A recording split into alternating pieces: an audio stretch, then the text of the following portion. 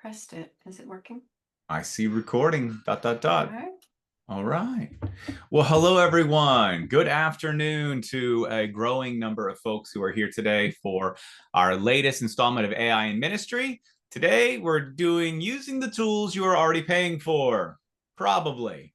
And while that sounds crazy and maybe a little bit fun, we had this idea that we know some people already have access to some AI tools that maybe they aren't using because they're not ChatGPT or all the other things that we've covered in the past. So today is going to be all focused on things that are either around you or very, very adjacent to tools that you're already using.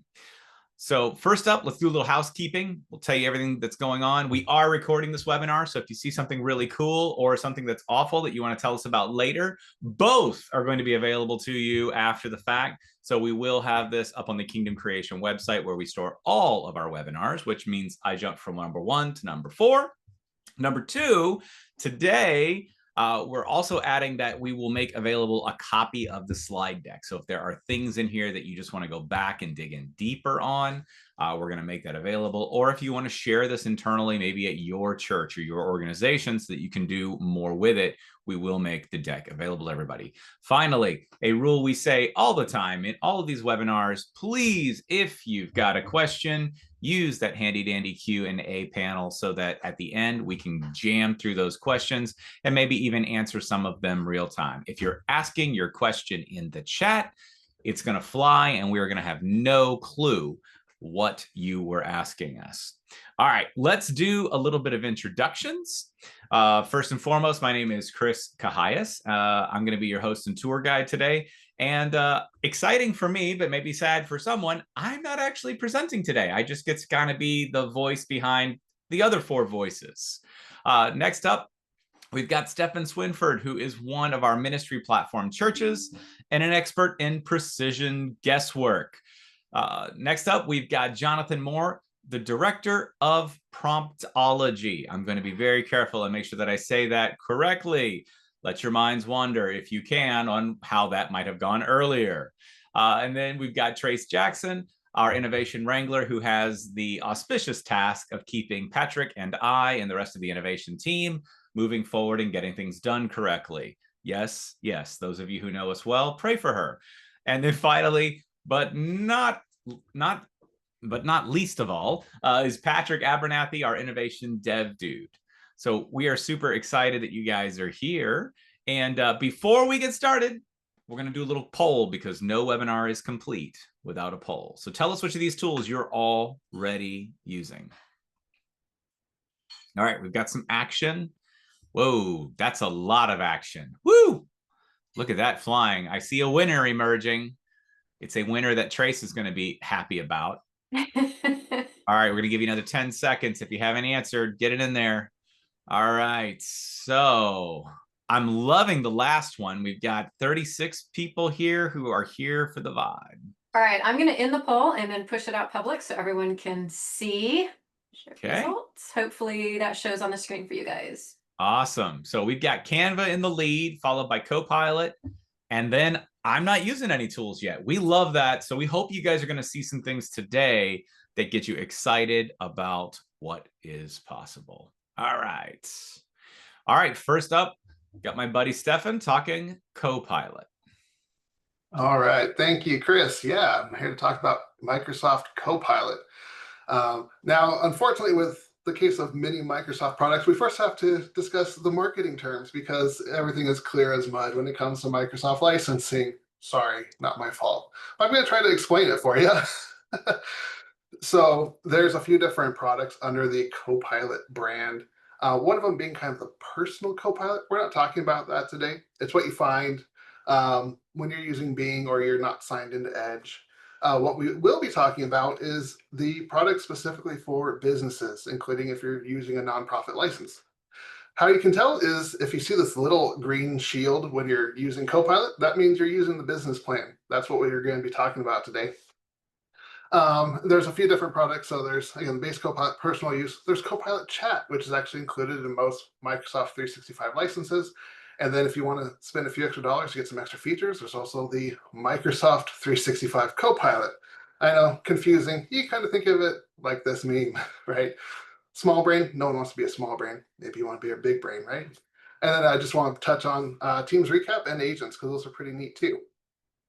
So Copilot Chat, it's included in most Microsoft 365 licenses already. So if you're using Business Basic or Business Premium, or if you have any of the enterprise licenses or even some of the F series licenses, your church has access to Copilot Chat.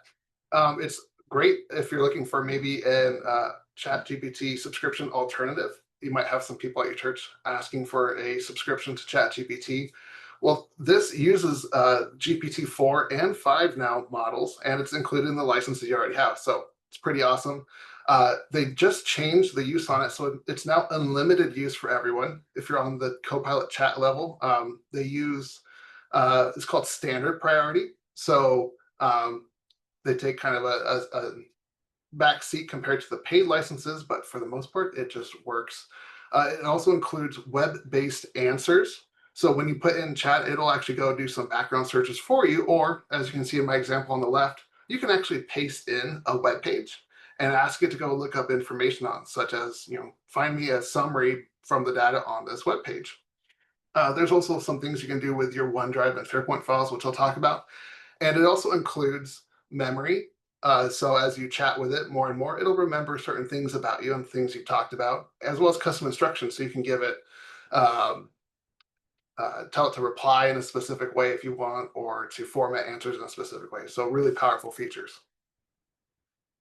So here's an example of summarizing a news article, pasting in a link.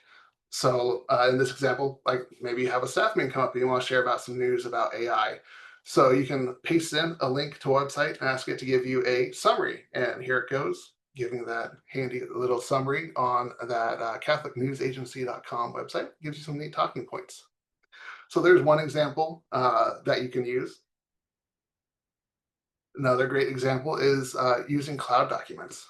So in the Copilot Chat version, you can see it recognized I've actually recently looked at this acceptable use policy document. Now, no one likes these big policies. They're hard to read. They're more for auditors and such. So you often need someone to help summarize it into plain English words. And that's one of these great use cases for ChatGPT and similar LLMs. Super easy as a user to just click that little recommended card and get this nice summary spit out for me. Another thing you can do is actually you can have ChatGPT Copilot create documents for you. So here I'm referencing a volunteer account policy. Maybe it's brand new and we need to introduce it to our staff. So I need to come up with a slideshow for it. So I can put in this policy and ask it, hey, can you make a slideshow for an upcoming training event? I want you to focus on the main points and keep the design simple with bold colors and fonts. And we'll check that out here as it's running. But this saves a whole bunch of work creating these presentations. I know for me, it can take hours to create a simple slideshow for a 10-minute training. So this saves me a lot of time personally. Here we go. It's analyzing and creates a nice link. Now, when it creates these documents, it automatically puts it in your OneDrive for you. So it saves you an extra step and automatically saves all your documents to the cloud. And there is that neat little PowerPoint slideshow ready to go. It even smartly inserted some stock photos on each of the slides for me. Another neat feature I could use is actually Copilot does coding really well. Actually, I use Copilot almost exclusively at a ministry platform dev lab a few weeks ago. So you can see I pasted in some structured JSON sample data, and it created me this nice little kind of a framework for a web app. So if you do any type of web work or development, this can save you a lot of steps.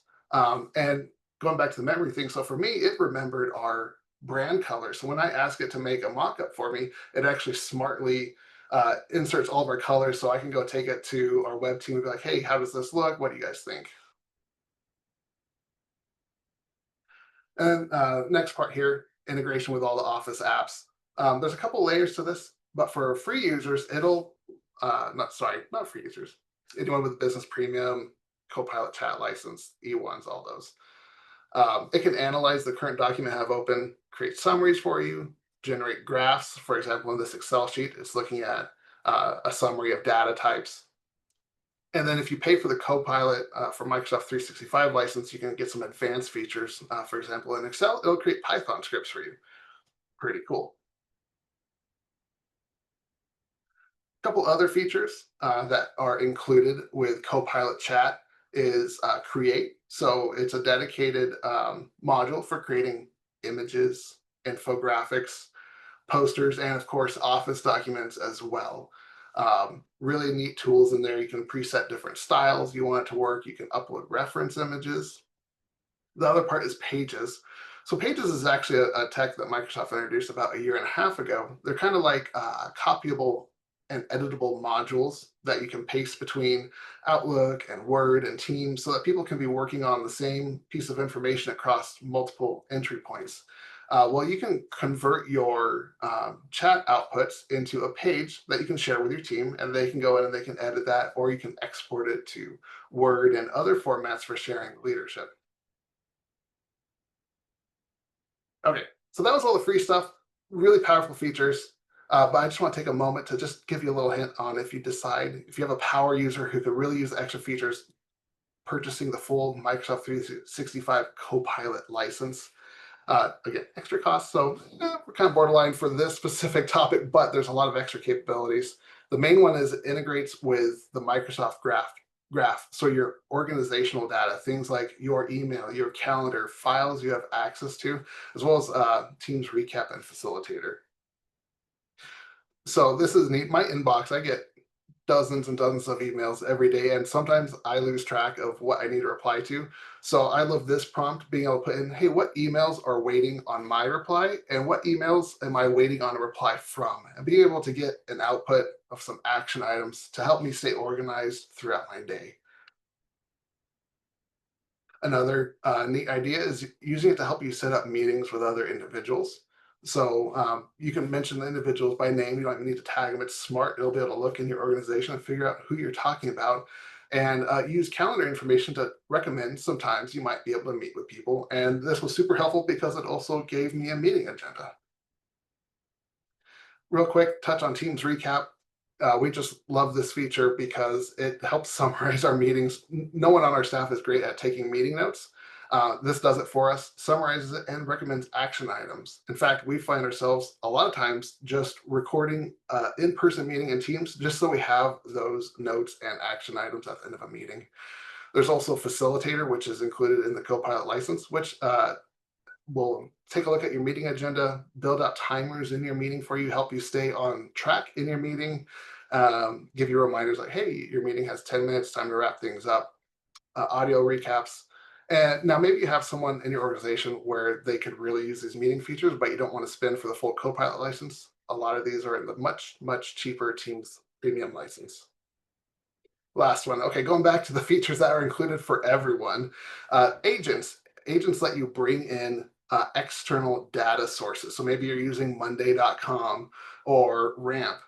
They have agents that help you bring in that data. You can also build your own agents, which you can include external and custom data sources and then share these out to your staff, which is really powerful in a couple different ways. So here's a couple examples. On the left here is a meeting agenda assistant. So we recently started rolling out the Working Genius program. It's just a way to help people organize their work, figure out what they're good at. Now, the person heading this up gave out a meeting agenda template for everyone to follow using the Working Genius method. Kind of difficult for most people to adapt their existing agendas. So we built this assistant, this agent, to help people build the agendas in the format required. We just uploaded the format of the agenda, pointed to some custom sources on what Working Genius is, and now people can go in and get a quick agenda for their meetings. On the right is the agent that I built for myself to help me stay organized. And this looks at all my emails and chats and open IT support tickets and give me recommendations on my top projects that I need to look at for the week. Helps me stay really organized and on top of things. The last agent is actually a SharePoint agent. So maybe you have a lot of policy documents in your SharePoint intranet. This is a way to help people find information more easily. Now, this is set up in a pay-as-you-go model, but it's very, very affordable, and I think a lot of it's actually free. You can see the example here, asking, what is our policy for onboarding? No one wants to go look through the employee handbook and search through HR. You can instead ask a simple question to your AI agent here, and it'll find the answers and give you references to the relevant documents. So super great time saver. And in my last few seconds here, really powerful agents that I like. Again, unfortunately, these are only in the CoPilot license, but researcher and analysts, these do extensive deep dives on help you build reports and such. For example, you can see executive style summaries. These take a long time to run, several minutes, but what would take a person days in researching emails and tasks takes this a few minutes and can give a great summary for leadership on status of projects and such. All right, and that's it for CoPilot. All right, thank you, Stefan. I think people were pretty excited about that based on the content in the chat. And next up, Mr. Director of Promptology, Jonathan Moore. Take it away on Gemini. Thank you for having me today, Chris. A lot of churches already use Google Workspace every day with Gmail, Docs, Sheets, Drive, Meets, and Slides. So what's exciting is that Google has added Gemini, their AI assistant, right inside those tools.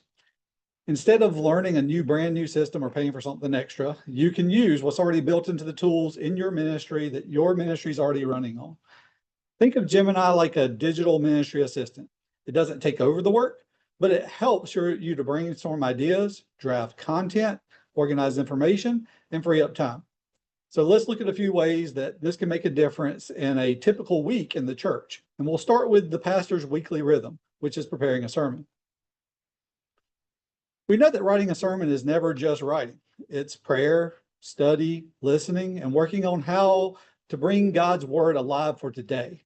Gemini isn't a shortcut for that work, but it can be a helpful companion in that process. For example, a pastor might open up Gemini chat and say, I'm preaching on forgiveness this Sunday. Show me a 3-point sermon outline and a few modern examples of reconciliation. In seconds, Gemini can generate a 3-point outline, suggest stories, and even point to relevant scriptures. It doesn't just give you bullet points. It can also suggest metaphors and illustrations that make your message more relatable. Sometimes the hardest part of preaching isn't knowing the truth, but explaining it in a way that lands. The examples Gemini can offer spark new ways of telling the story so it connects with everyday lives of your congregation. For the sermon on forgiveness, Gemini has created an analogy on how carrying our hurt is like a backpack of rocks that we are carrying on our shoulders. And then speaking of illustrations, Gemini can generate picture references for your slides. Let's say you're not only wanting to talk about the person carrying a backpack of rocks, but you want people to be able to visualize it. Those visuals can then be pulled into whatever presentation software your church may use to give your congregation a stronger connection between the words they're hearing and the images they're seeing. Another use is for feedback. Suppose you've drafted your introduction. You can paste it in and ask, is this clear to a general audience? Does this sound inviting? That kind of quick feedback can help you polish your words before you ever preach them. But here's the key point. The pastor is always the theologian. Gemini doesn't decide what's true, but it can serve as a creative brainstorming partner, breaking writer's block, and freeing up time for deeper study and personal prayer. Think of it as having a colleague in the office who's always available to say, here's some fresh ideas. What do you think?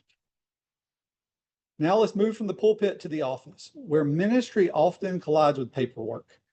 Staff and volunteers spend hours every week juggling logistics. And here's where Gemini inside of Google Workspace shines. Inside of Google Sheets, an admin could ask Gemini to create a formula that calculates the weekly giving trend, or create a rotation for each Sunday in a given year for our security staff. You can even expand that prompt to include specific roles you would like to fill. What used to take trial and error in a spreadsheet and time can now be generated in moments. Writing announcements or newsletters can be tough, but with Gemini and Docs, you could say, draft a 150-word VBS announcement in a warm, inviting tone, including additional information in your prompt for the announcement to your specific theme and needs. Gemini gives you a polished draft to tweak instead of starting from scratch. In Google Meet, Gemini can lend a hand. Imagine you're on a staff or committee meeting. Join a meet and start taking notes with Gemini, and it will summarize the discussion into clear meeting notes, highlight key decisions, and even list out action items. Instead of somebody scrambling to type everything that's said, the team can stay focused on the conversation, knowing the follow-up will be captured for them. And once those notes are saved in Google Drive, Gemini makes it much easier to find them later.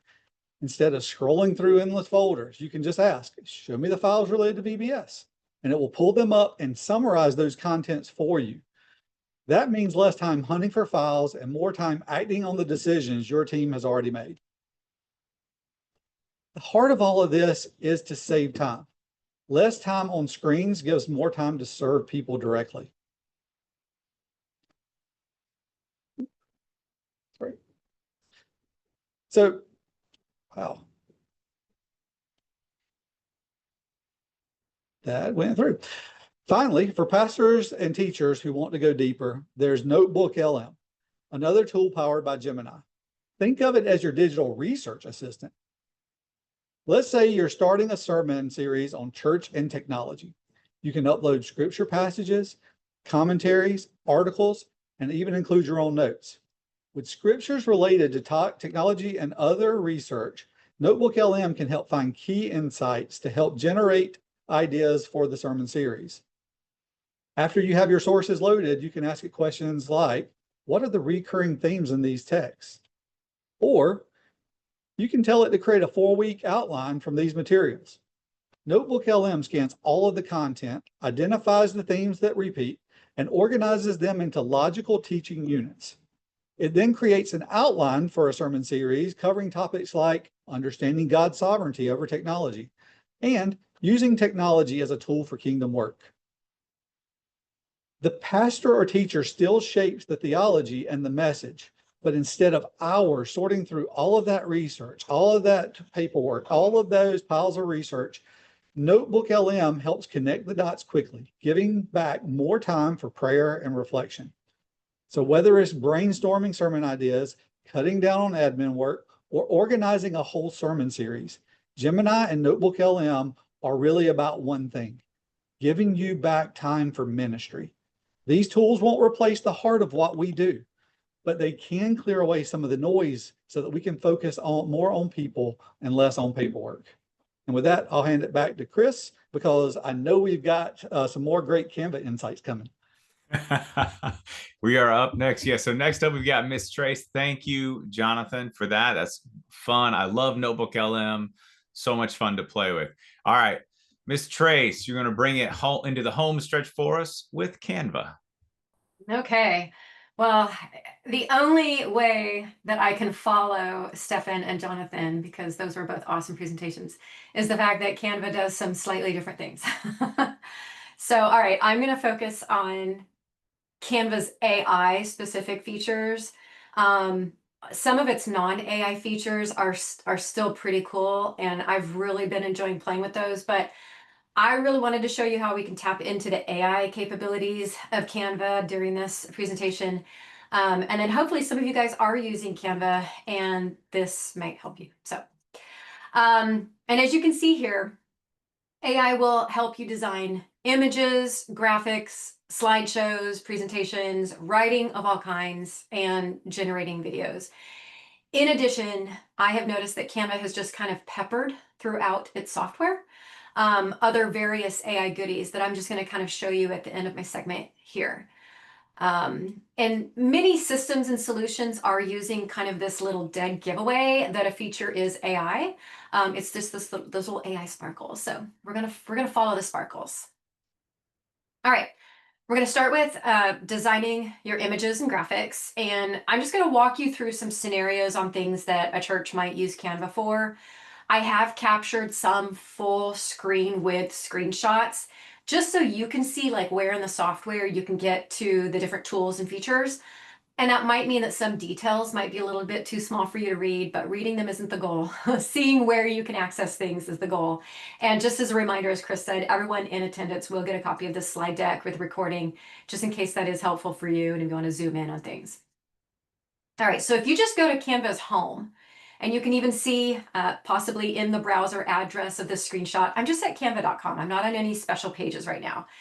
But you want to use Canva, you want to click the Canva AI right there underneath what will you design today. And Canva prompts you by asking, what do you want to design? Oh my goodness, somebody's going through my slides. I'm not sure what happened here. Let's go back. Okay, I think this happened to you, Jonathan. All right. So Canva's going to prompt you by asking what you want to design. Now, for this example, I have asked for a sermon graphic for a series on the book of Ruth, and I've given it the title, The Greatest Love Story. I've even given it some direction. I'm not sure if you can see in that little purple bubble. Just telling it, like, give me a cascade of cartoonish looking hearts and reds or pinks and so on. And it presented 4 different results, some of which didn't even follow my directions. That's okay. Sometimes AI gets it wrong. But that first one on the left, it came out pretty darn good. If you like a result, you just simply click on it. And then you can see up here, hopefully you can see, there we go. That in the top right corner, you can open it in Canva Editor. So it's already generated a graphic for me. And here you can see where it is. And what if I need it in Spanish? You know, what if I need a whatever? So I can navigate to the resize menu option. And there, those little sparkles tell me that AI can translate the text in my graphic. It gives me a few options. And then when I click translate, right there, voila. Now it did struggle a little bit with placement, but after a few minor moves, I just kind of moved some text around. Now I've got an excellent Spanish version of the original sermon series graphic that Canva made for me. One other cool function is that AI can generate backgrounds for you. So here I've just removed the background and tell it what kind of background I want. And all I've said, I went super generic. I just said, fill the screen with red and pink roses in a rose garden.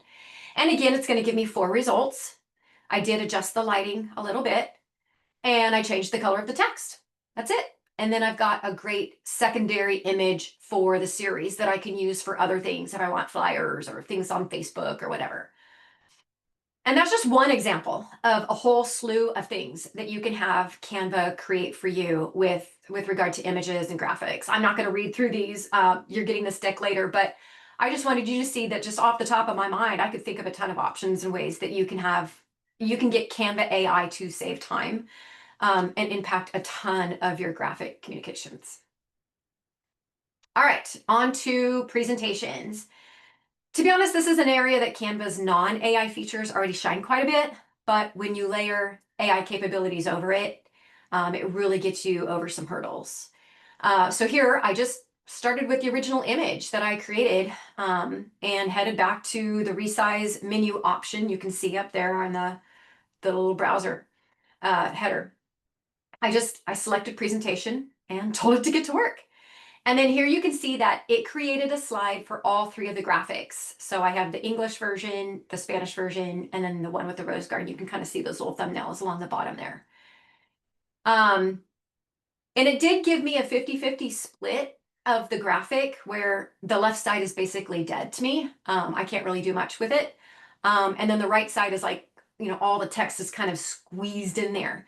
And I wanted to give that text some breathing room. So I created a 4th slide. I popped in the original graphic into that slide with no text on it. And then I'm just going to use the edit. You can kind of see that little edit option above the graphic. And using Canva's magic expand, I just said, I told it that I wanted to expand my graphic to the whole page. Because the image is already on the edge of the canvas on the 3 sides, really AI is only going to generate the background to fill up that 4th edge up to the right. So again, 4 options are presented. I told it, okay, yeah, 4 options are presented, and then I just selected the one that I wanted. And then I just pasted in my text from another slide, and bingo, bango, now my text has some breathing room. It looks a little bit better placed. And I've got a custom slide deck based off of a design that Canva AI created for me in the first place. So hardly done any work at this point. And then again, just imagine all the things that you can create slides for. Because slide decks aren't just for boring meetings anymore or for webinars like this. You can start from graphics you had Canva create, or you can start from templates in Canva and then maybe just switch up some of its graphics using AI. There's just lots of options for making a really great slide deck. And if you're struggling to come up with content in your presentation, either like for slides or really for anything else, well, Canva's got you with its AI writing help. This kind of mimics some of what you've already just seen with CoPilot and Gemini, but it's going to place things right into, graphics or other documents that Canva can help you with. So going back to my original image created and hitting that resize menu option one more time. And then here you can see I want to transform my image into a document. I tell it what kind of document I'm wanting, and then gives me a really nice header. Now, when I place my cursor on the document, I select Magic Write with those little sparkles.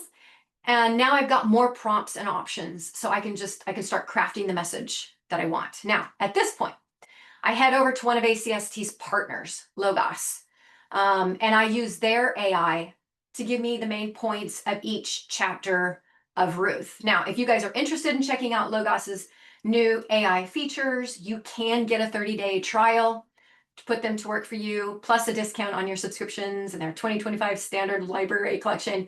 It's just a really awesome deal that they're offering you through a partnership with us. So I had to give them a quick plug, and I think Chris has even pasted a link to our partners on the Kingdom Creations website, so you can check them out and a few others. Now, I've taken Logos's results that they gave me, copied it, and pop it right into the Magic Write, and I asked Canva to provide just a title for each of those chapters using the verbiage from Logos. And I gave it a little bit of direction on what voice I want it to write in. Really not a whole lot beyond that. And it presents me with some text. I like it, so I insert it into my doc, and then I have it generate some sermon illustrations for each week as well. Side note, Kevin Miller, if you're still in here, this would have come in so handy when I was the communications director at our church. Feel free to pass that on. Another cool thing that Magic Write will do is let me select a portion of text. You can kind of see I've selected week 1 of that sermon illustration. And I'm just going to ask it for a social media post. I'm not sure if you can kind of see in there, but that's what I've prompted Magic Write. Just give me a social media post. And Magic Write gives me some social fodder. But maybe I mostly like what it provided, and I want it to give me something slightly different. So here I would use its little this but option. So it's basically saying use this, but, and then I just give it some further guidance on how I want the results to differ, while keeping mostly the rest of what it had already generated the same. And so here you can see it's given me a second generated result. But I can always toggle back. I'm not sure if you can see that they're like at the top of that little window. Let me highlight that. There you go. I can always toggle between the options that it has given me to see which one I like better or more to my liking. I usually tend to take a little bit of both. So I'll kind of take both of them, craft what I want, and then use that. And again, here's just some ideas. You can use Magic Write for just about any kind of text, messaging, communications. Shout out to the way that Jonathan and Stefan have been using CoPilot and Gemini. And these are only churchy suggestions. This doesn't even mention all the normal, wordy needs that any office or business might come across. You can have it help you craft emails or policies and procedures and all kinds of things. All right, finally, videos and animations. This was fun. I find this personally incredibly helpful because it's hard to find good animated content that works for what I need it for, in the color scheme I want, the brand that I need. Chris tends to call me never enough, and that's very true. Like I want. Once you give me something, I'm like, yeah, that's great, but also this. So it's never enough. I want it exactly the way I want it, and Canva's really been helping me with that. So for this example, I actually thought it would be fun to upload a graphic that Canva had not even created, just to see what it's going to do with that. Just see. So I uploaded something and I just simply told it what I wanted it to do with my graphic. And next thing I knew, it had generated a short little video. And my only prompt on this one was make the people in this image worshiping. So let's see. It created a video. Here it is. Let me see if I can get that play. Oh Lord, we lift our voices, we lift our hands. That was just like the organ music and the voice singing. I didn't anticipate that. That was fun. So, and that was just on the first try. So I'm ready to really dig in and experiment with the video and animations a lot further and just see how far I can take it. But that was just like literally first draft. And you need all kinds of videos. Churches need videos. You need countdowns before the service begins. You can animate your announcements. You can even embed little animations into your social media posts with other graphics and words and stuff like that. So, all right. I had mentioned that Canva has some AI goodies sprinkled throughout the software. So here's a quick preview of what you might encounter. So background remover. This one will instantly remove the background from any photo or graphic. It does keep the main subject, like a person or an object or something like that, in focus. And this is perfect for profile pictures. Maybe you've got like church swag or other product photos. Maybe you need a clean cutout of your pastor, where maybe he's just at a restaurant, you just need his face or something. But I used this to remove the background on the sermon series graphic that you saw earlier. There's also a background generator. This will create an all new background using AI. You just type in what you want, like sunset beach or modern office or I don't know, prayer room. And it's going to drop your subject into the new setting automatically. Now, I used this. I used it to add in the rose garden background in the Ruth sermon series graphic. Then we have Magic Eraser. This will erase any little unwanted objects in an image, like maybe remove a trash can in the corner of a photo or a lamp sitting on a desk or something. And then it will just fill that area in with with more of the surrounding background. And then there's the Magic Grab. This one's fun. It lets you actually click and grab little main subjects in a photo. So you can grab it, move it, resize it, reposition. You can even delete it without messing up the background. It's kind of like a little pick up in place for images. Then there's Magic Edit. You can change specific parts of a photo with text prompts, like say, you can highlight a shirt and then say, make it red. And then Canva just redraws only that section with whatever your requested prompt is. Then there's Magic Expand. What that's going to do is expand an image beyond its original edges. Like you can take a vertical, maybe you took a picture on your phone, it's a vertical shot, you need to turn it into a wider landscape, and AI just fills in the extra space seamlessly, and you guys saw me do this on the slide to give that text a little bit more room to breathe. There's the Grab Text. This is just going to pull text out of an image so that you can edit it. Like for an example, you can upload a flyer, a picture of a flyer, and Canva can extract the words. And that's really helpful. Like maybe you don't have last year's working file. You just have an image of the flyer, so you can upload the flyer, say, give me the words, and then you just kind of like tweak it for this year or something like that. So it'll let you fix typos and reformat and stuff like that.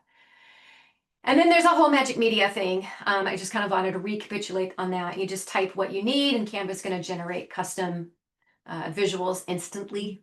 It's really great for when you don't have just the right photo or video on hand for never enough. And then Canva is also very clear, and they say you own what you create with Magic Media. That is specifically on Canva's website.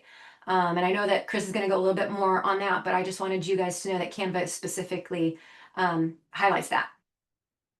So you can just start thinking outside the box about how you can be using these tools to do some heavy lifting for yourself and your team. And then with the time that you save, you can spend it ministering to people. All right. I think this is the time we hand it back. Yeah, hand it back to you, Chris. Awesome. This is good. This is really good stuff. We do have some questions, and not to dive right back in on Trace, but I guess the last question, and we're going to play the last shall be first today, is actually about Canva. So the question comes from Deborah. She says, great list, but where do we find these? So is this an issue of license, or do they have to look somewhere specific in the UI to find them? Yeah, that's a really good question. And Chris, you can probably delve a little bit more into paid versions versus free versions, but The AI goodies are available in Canva if you have the Pro or above account. So if you just have a free one, I don't believe you're going to have access to the AI features. And then if you're wondering like where in the software you can find those features, you will get a copy of the slide deck and you'll see on some of my kind of zoomed out screenshots where you can find those. But honestly, if you have any questions, you're always welcome to reach back out to us, and I'm happy to email you and give you a hand. Cool. You're getting a follow on. Somebody said, can the Adobe tools and their AI do what Canva is doing? And since you've already done a webinar on that in the past, talk about that real quick. Yeah, it does do a lot of crossover. I haven't played with Adobe, like with the videos and stuff like that. That's actually on my list next to learn and conquer. But I will say I turn to Photoshop a lot for its AI capabilities, and honestly, it will do some of the same, or it will do the same things that Canva does, and I have found that they handle things differently. So sometimes I might run into an issue with Canva, maybe creating a background. I'm like, why are you adding in a shelf, or why are you and then I'll just turn to Photoshop with the same image, and it'll give me different results. So I'll try them both and see what they get me. And I did see that somebody was asking about Illustrator. I have not tapped into Illustrator's AI features, and that's mostly because I don't tend to use Illustrator a whole lot for my job. But you've got me very intrigued, and I think that might have to be my next. I'll just do a whole Adobe suite. Yeah, that'll be great. Let's do an Adobe. That'll be fun. Shoot, I might have just committed myself. Darn it! You did, and it has been heard by the interwebs, and all the AIs have picked it up. So for all of our churches out there, some great info flying in on the chat right now that Canva Pro is free for up to 50 users if you use the nonprofit licensing. So that would give you access to all of that AI goodness. We just had somebody ask, I answered it privately, but yes, this has been recorded. Yes, you will get an email, and yes, it will be on the Kingdom Creations website. We got two of them coming around newsletters. So, and this can be an all play, and anybody can answer this, but which AI would be great for creating a newsletter is part one. And then Margot, I'm going to ask you to go ahead and post this in the chat too, so people can respond directly to you. And then Margot's also saying, who is using AI to create weekly bulletins so that she can connect with them? So you guys, the question is, which AI should I use to create a newsletter or a bulletin?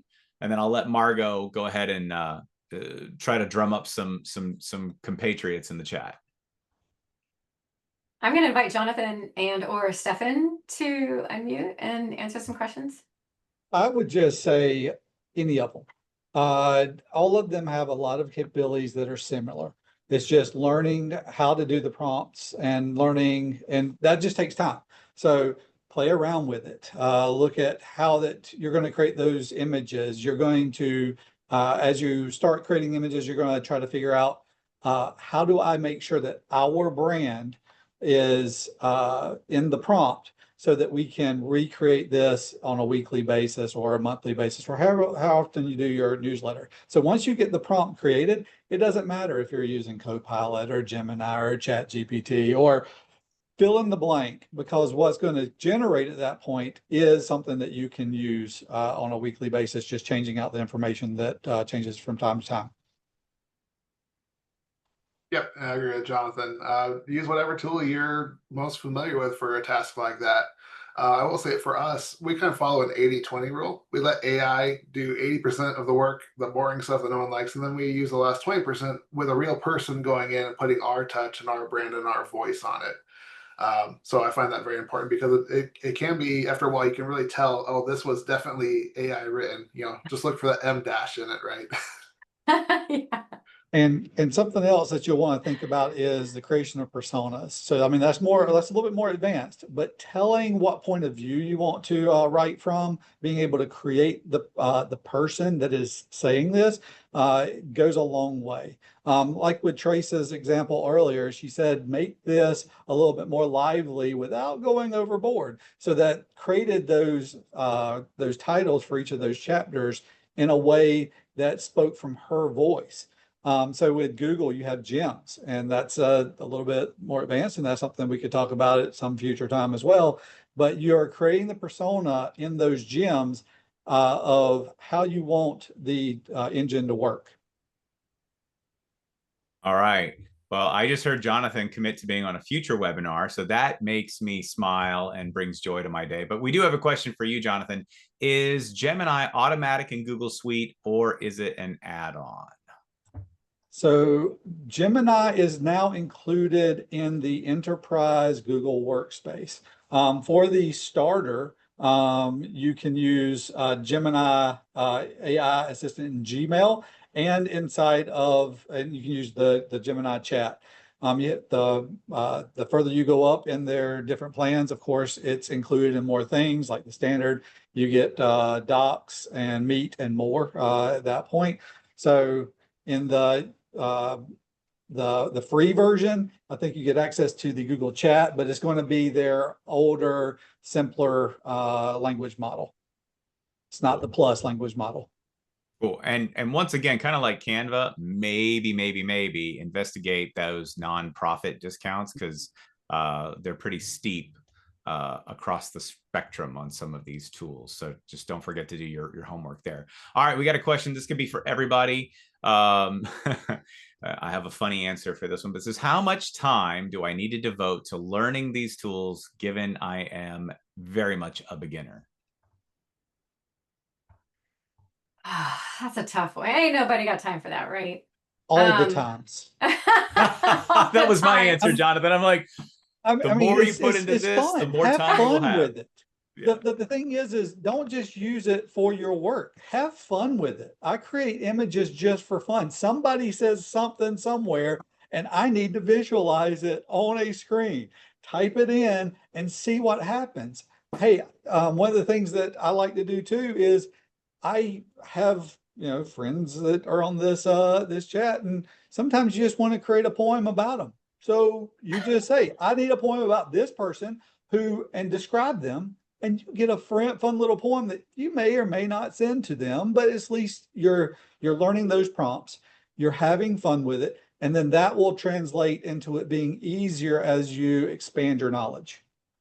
Yeah, I'll throw one little my tidbit that I tell people, because they're always worried about the learning part. And here's the thing, the best advice I can give you: pretend you're not talking to a computer.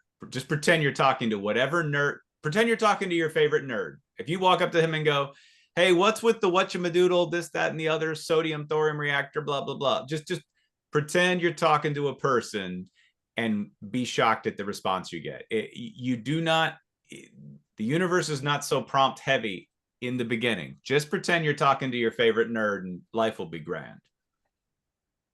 Another thing I've found, I've actually started things I've gone to Google for in the past. I just open up CoPilot or my AI of choice and ask it, how do I make this pasta dish?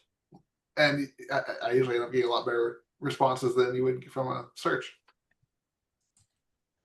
Yeah, I think and it's funny because, Chris has done some presentations and he says, be very specific in your prompt. And he's very, very good with his prompts. And then there's me. And, I might turn to, Canva writing assistant or even ChatGPT, and I'll just be like, I want to say this, but like say it better than me. And it does. Like, it's incredibly forgiving. And then if I don't get the results that I want, I can actually ask AI, how can I word a prompt better? And so it really is just try something. Try something for 5 minutes. Try one prompt once a week until you're a little bit more comfortable. And then that starts to become a little bit second nature, just like Googling something might be now. And then you can tackle something else as you just get more and more comfortable. But maybe just try one prompt a week. But then there's the hardcore people like Kevin Miller on this webinar who might be like, I'm going to take an entire day and spend it devoted to learning how to use AI. All right, we got some more fun ones coming in. How much checking of AI do you do? We've all seen examples of AI fails. 6 fingers, 3 legs. images, fabrications, not fact in texts, and do you need to give sources? So how much checking, and what about the source? So if it doesn't smell right, absolutely. If it's not something serious, I don't really check it too much. But then if it's something that I know that I'm going to be sharing out with someone, then that would definitely be something I would check. Notebook LM, that's one reason why I really like Notebook LM is you can tailor the sources. You're putting in information that you've done the research for a lot of times, along with some external some sources it'll get, but it will then, as it types out what it's doing, tell you where the source of that information is. So you can double check, where that answer came from based off of the sources that you've given. One of the things that we do is we have a morning meeting every morning with my team, and we load those meeting notes into Notebook LM. And with that, we can ask certain questions about, where's this project? Where's this thing that we're working on? And it spits it out and tells you the individual things that's happening. So there's two things. There's the full-blown internet version that you have to put a little bit more due diligence in, and you can ask it where its sources are, or you have Notebook LM where you've tailored those sources. Yeah, and there's a couple questions in here about properly crediting AI generated text and images, and also some privacy concerns. One, so I'm gonna roll those up real fast, and I'm gonna give you Chris's rule of thumb. If it's free, you are the product. Okay, let me be very clear on that. If it is free, you very well may be giving whatever you're giving it to train the next version of the LLM, or you might find it somewhere on the internet. So be very careful. I will say this, be very careful about the things that require care. If you just need a really funny photo, like, and I'll laughingly share this with you guys, I have trained all of my pastors at my church on how to use AI. It is a rare weekend that we don't get some AI generated image. And my son and I are always laughing because yes, occasionally there is a sixth finger. In fact, 2 weekends ago, he had the son, he was teaching through the passage where the father and son carrying the donkey. And he made fun of the fact, he actually made fun of the fact that there was like 14 fingers between those two people. So there's a way to have fun with it and laugh about it. It's not like the rest of the people who go to our churches aren't aware of AI. They are probably attending similar things in their own worldview. So I think there's both a way to make fun of it, and also, yes, you should check everything, okay? This is spiritual stuff, especially when we're putting it in front of the congregation. The tool is meant to help, not replace you. So let's say that again. It's augmented. It's like having a great intern. You're not going to trust everything an intern writes and just shove it out the door either. I'm going to deal with privacy real fast. We've covered privacy in a bunch of the other webinars. Please go back in time if you want to hear more about it. Rule of thumb right now is if you have created something using AI, it's yours to use. You don't technically have to cite it. Be very careful when you're creating imagery with someone's likeness. My pastor dunking on a 7-foot tall nondescript NBA basketball player, awesome. My pastor dunking on Michael Jordan, problem. So leave people's likenesses alone, and generally you're going to be steering in the clear.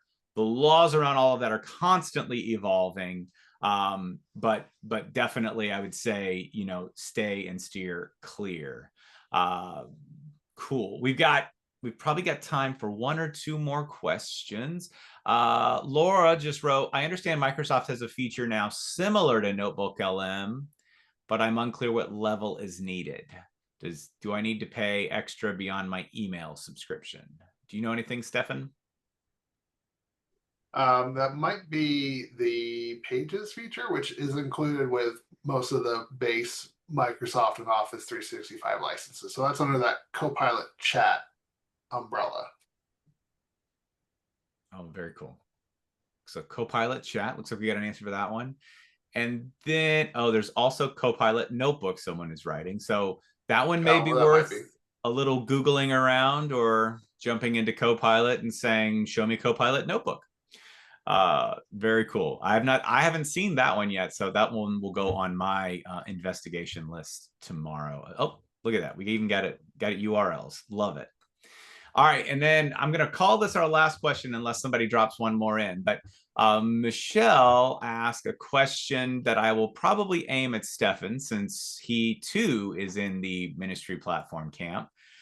You mentioned CoPilot chat during doing coding well. Michelle, who I've known a long time, she's like, I don't. How do I get started, or what information would I need to feed into the chat from NP to create the right structure or references from tables? Is that even the right way to approach it?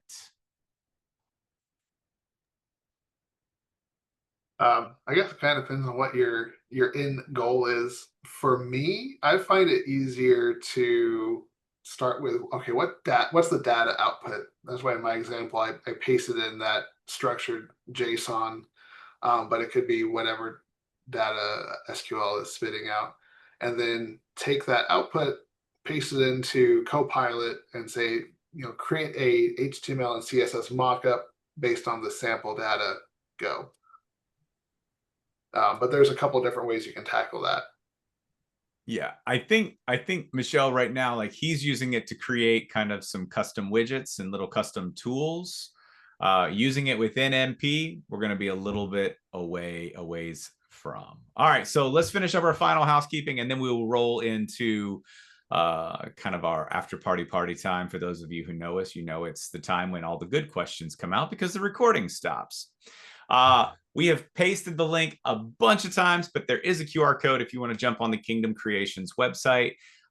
Because it feels like we have a lot of new people to the webinar, Kingdom Creations is the innovation arm of ACS Technologies. We are not a separate entity. We just are kind of a crazy little group of people who do nothing but think about innovation all day, every day, which means we try things and blow things up and create cool little things like that QR code that you are seeing. That is actually a Kingdom Creations product that we've made available to churches. Free QR codes, stylized, tracked. You can count how many times people scan it, gives you short URLs, all kinds of cool stuff. In addition to that, webinar recordings, webinar signups, you can see the projects that we are currently working on. And kind of like we posted the link earlier, we do have some partners like Logos that we try to bring to you because we think they're doing really cool things in AI, and we want to be a resource to all of you, all of our churches for that. So again, I know some people were kind of like, Kingdom Creations, I thought this was ACS. Yes, we are the same. We should probably put their logo in the future slide decks, but our team is Kingdom Creations, and that's what we do. Again, lots of great resources there. We've been doing these AI and ministry webinars all year, so there is a veritable treasure trove of back data. So for those of you who are brand new, I would suggest starting with something like the Tools Roundup, or maybe even going all the way back and learning the history of all this fun stuff. We do want to mention, we will have a presence at the Ministry Smart Conference. So if you're coming to that, be on the lookout. We are going to have some more fun AI sessions there. And then with that, we're going to say thank you for joining us. Trace, since we are kind of in opposite seats today, did I forget anything? Did I get it all right? You did such a great job. I think you have a new job. Perfect. All right, I'm going to kill the recording, and then we can move on to